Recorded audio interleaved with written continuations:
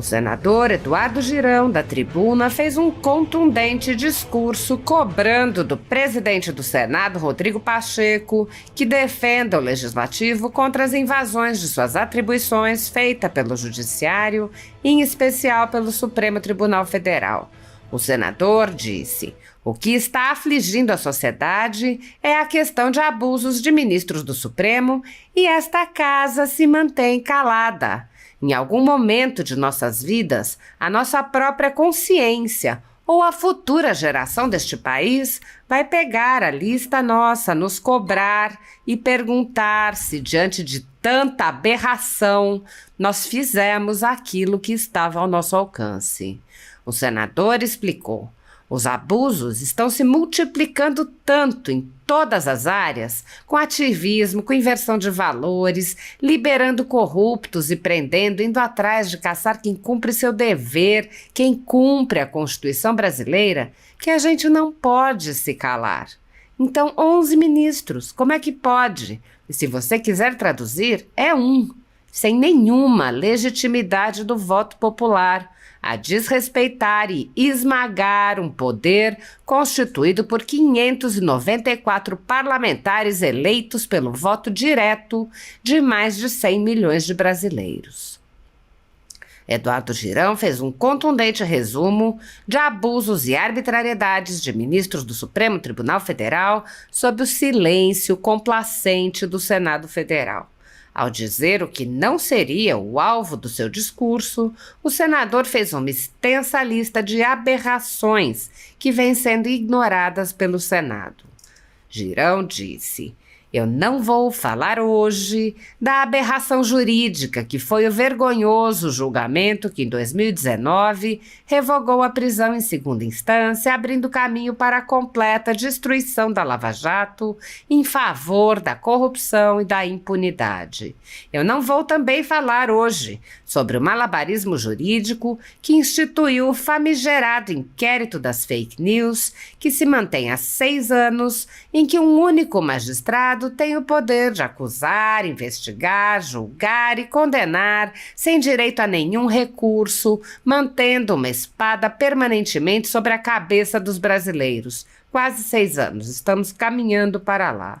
Eu não vou falar hoje sobre as aberrações cometidas pelo TSE nas eleições presidenciais, onde funcionou como um verdadeiro partido político, beneficiando explicitamente a candidatura de Lula, mesmo depois dele ter sido condenado em 3 instâncias a mais de 10 anos de prisão por ter chefiado o maior esquema de corrupção da história deste país.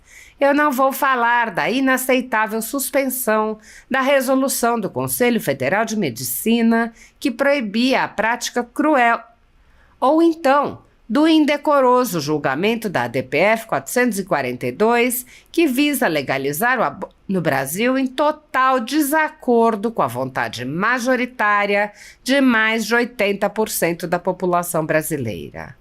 Eu também não vou falar hoje sobre o escandaloso inquérito do 8 de janeiro, o maior festival de injustiças e de ruptura do Estado Democrático de Direito, com o objetivo de impor uma falsa narrativa de golpe de Estado, feito por pais, mães e avós em pleno domingo, portando bandeira do Brasil e Bíblia. Cidadãos dignos sem nenhum antecedente criminal, muitos que nem estavam aqui dentro, nem entraram aqui. Que aqueles entraram e, claro, que quebraram, sejam punidos, mas de acordo com a lei. Mas isso não é observado. Rasgaram a Constituição. É uma sanha de vingança, de revanche. É ultrajante essas pessoas serem tratadas como... Eu não vou falar hoje também sobre as gravíssimas revelações das investigações feitas por jornalista a respeito do Twitter Files Brasil, onde o ministro da Suprema Corte exerceu de forma ilegal a censura prévia sobre vozes conservadoras por estarem dizendo verdades incômodas. O senador afirmou: tudo isso já é muito, mas ainda não é tudo. Talvez ajude a explicar por que Alexandre de Moraes é o campeão disparado em pedidos de impeachment dessa casa, todos solenemente ignorados pela presidência, que com isso foge do cumprimento do dever constitucional, político, jurídico e principalmente moral. Eduardo Girão explicou que escolheu como tema o atropelamento do Congresso Nacional feito pelo Supremo Tribunal Federal ao legislar em seu lugar, decidindo de forma contrária ao que foi reiteradamente determinado pelo Legislativo. Ele disse: "Hoje eu vou exclusivamente me ater àquela que é a mais estrondosa usurpação feita pelo STF das prerrogativas constitucionais do Congresso Nacional." O senador afirmou: "Agora, mais do que nunca, nós parlamentares não podemos nos acovardar, não podemos continuar omissos, numa hora tão grave como essa, em que a própria democracia brasileira está sob ameaça daqueles que são os poderosos, que teriam que resguardar a Constituição. Cabe ao presidente do Senado um papel decisivo e histórico. É preciso ter altivez, não apenas em nome dos parlamentares, mas em nome da dignidade dos 215 milhões de brasileiros que nos sustentam, que em nós confiam ou que a nós confiaram o mandato para ser a voz deles." Eduardo Girão sugeriu que o presidente Rodrigo Pacheco pressione para que o presidente da Câmara, Arthur Lira, faça seu papel, para então afirmar o poder do Legislativo. Ele disse: "Aí sim, nós vamos criar uma situação para a hora da verdade, para ver quem é quem, para ver quem sabota quem está do lado da população."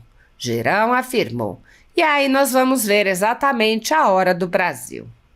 Girão disse: "Quero dar início também, mesmo que tardiamente, como dizia Chico Xavier. Embora a gente não possa começar agora e fazer um novo começo, todos podemos, neste exato momento, construir um novo fim.